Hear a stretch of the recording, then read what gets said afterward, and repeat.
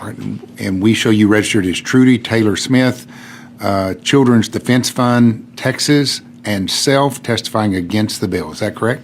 That's correct. Go ahead. Chairman Spiller and honorable members of the committee, thank you for the opportunity to testify today.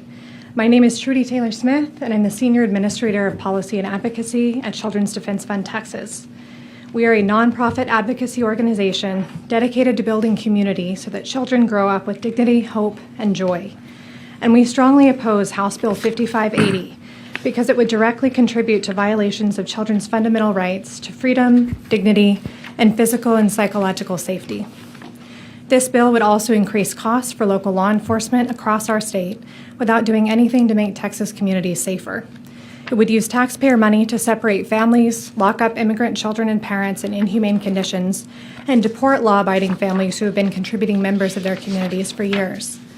HB 5580 would require sheriffs in counties with a population of at least 100,000 people to request and accept any 287G agreements offered. Under these agreements, local officers and Sheriff's Department employees would assist ICE with federal immigration enforcement. These agreements are not limited to jails and would turn local law enforcement into federal immigration agents as they carry out their duties in Texas communities. ICE is reportedly targeting migrant families and unaccompanied children in particular for detention and deportation. And in line with these policies, they have recently announced the reopening of 2 family detention facilities in Texas known as Dilley and Karnes, named for the towns where they are located. Families have already arrived at Karnes and are soon to arrive at Dilley. Research shows that detained children experience developmental delays, post-traumatic stress disorder, anxiety, depression, and suicidal ideation.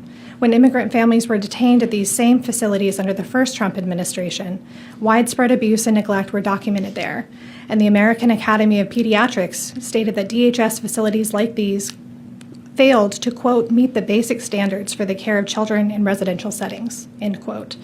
In 2018, a toddler tragically died after she and her mother were detained at Dilley for 20 days. When they are not detained alongside their parents, children also suffer severe psychological harm from losing a primary caregiver if a parent is detained or deported. From increased risk of mental health problems, hunger, and homelessness to negative impacts on academic performance and long-term job prospects, family separation impacts every area of a child's life.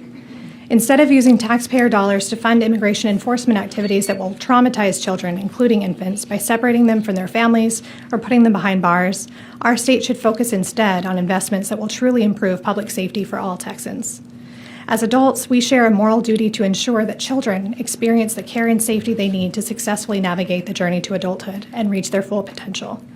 As leaders of this state, your responsibility for the well-being of children is heightened because of the power that the decisions you make in this chamber have to influence every aspect of their lives. Therefore, we urge you to protect the dignity and well-being of children by voting against HB 5580. All right. Thank you. Thank you, Trudy. Members, any questions? All right. Thank you for your testimony.